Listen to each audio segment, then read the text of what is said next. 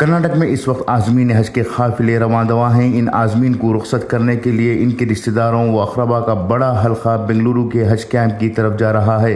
इसी दौरान कर्नाटक के मारूफ मुखर्रिर मौलाना PM मुजम्मिल ने अपनी तकरीर में हज कैंप को बेहयाई का अड्डा करार दिया है। इसके बाद हज कमेटी के अरकान इस मामले को लेकर मौलाना मुजम्मिल के खिलाफ महाज आरा हो चुके हैं। मौलाना PM मुजम्मिल ने अपनी तकरीर में कहा है कि जिस हज कैंप के ज़रिए से आज़मीन हज को रवाना किया जाता रहा है, ये हज कैंप अब हज कैंप नहीं रहा बल्कि बेहयाई का अड्डा बन चुका है। सीख और फाल का मरकज़ बन चुका है, पानी पूरी का पार्क बन चुका है। हालांकि मुझे भी हज कैंप में दुआ या तकरीब में शिरकत की दावत दी गई थी, लेकिन अब वहां जाना मुनासिब नहीं दिख रहा है। हज कैंप अब फोटोग्राफी के स्टूडियो के तौर पर तब्दील हो चुका है। रोकने वाला कोई नहीं है और जिन लोगों की रोकने की जिम्मेदारी थी वो भी नहीं रोक रहे हैं। आखिर ना रोकने की वजह क्या है, इसका अंदाज़ा नहीं हो रहा है। जिनकी ज़ुबानें ऐसे मामलात को रोकने के लिए खुलनी चाहिए थी, वो क्यों नहीं रोक रहे हैं। हज कैंप में अक्सर लड़कियां और लड़के गायब हो रहे हैं। यहाँ का मकसद अब बदल चुका है। पहले आज़मीन हज को रवाना करते वक्त तकबीर सुनने के लिए लोग जमा हुआ करते थे, लेकिन अब लड़कियों को देखने के लिए नौजवान जमा होने लगे हैं। मौलाना PM मुजम्मिल के इस बयान के बाद हज कमेटी के रुकन सैयद मुजाहिद पाशा ने मौलाना पर तबसरा करते हुए कहा कि मौलाना का यह बयान नाकाबिल कबूल है। हज कैंप पर इस तरह की तबसरे नामुनासिब हैं। उन्हें फौरी तौर पर माफ़ी मांगने की ज़रूरत है। यकीनन उलमा अंबिया के वारिस हैं, लेकिन जो वारिसीन हमारी ख़वातीन और माँ बहनों की ताज़ीम नहीं करते, इन वारिसीन को हम नहीं मानते। हज कैंप में हज़ारों लोग आ रहे हैं। अगर मौलाना की नज़र में वहाँ कुछ गलत दिखाई देता है तो वो आकर वहीं इन गलतियों को सुधारने के लिए आवाज़ उठा सकते थे। हज कैंप में जो इंतज़ामात हैं, इन इंतज़ामात को मुल्क भर में सराहा जाता है। मौलाना PM मुजम्मिल ने अपने मुसल्लियों को खुश करने के लिए ऐसे चुटकुले पेश करना बंद करें और अपने बयान पर माफ़ी मांगें। फ़ोटोग्राफ़ी पर आप तनकीद कर रहे हैं, जबकि आप खुद ही YouTube चैनल चलाकर पैसे कमा रहे हैं।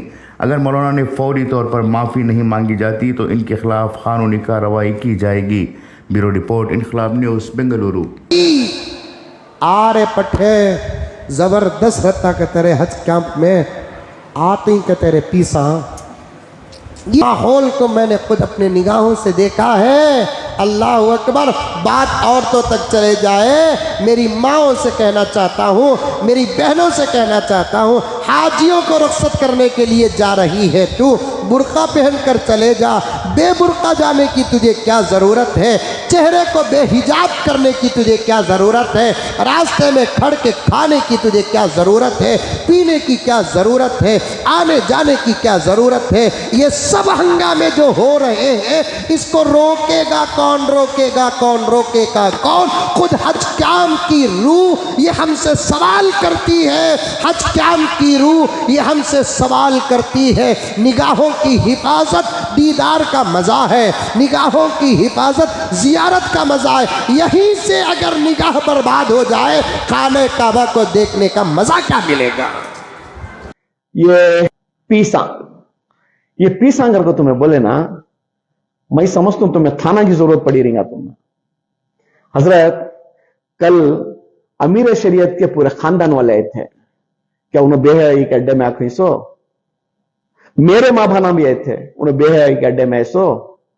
सब CM को बुला रही है, मैं यहां CM को, डिप्टी CM को।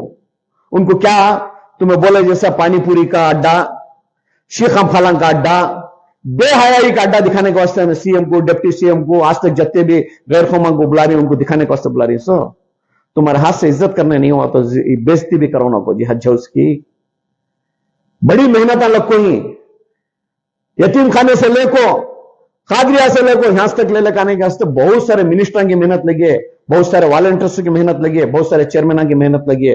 वो मेहनत का नतीजा आज गजगजा रहा सो, चमक रहा सो। समझ गए? इसे बदनाम तुम्हें करते को बोलो तो किसी कीमत में बर्दाश्त नहीं करते जी। अगरचे तुम्हें ये बेहयाई का अड्डा का नाम तुम्हें वापस नहीं लिए तो उन माँ बहनों का सहारा लेकर तुम्हारे ऊपर कानूनी कार्रवाई करना पड़ता।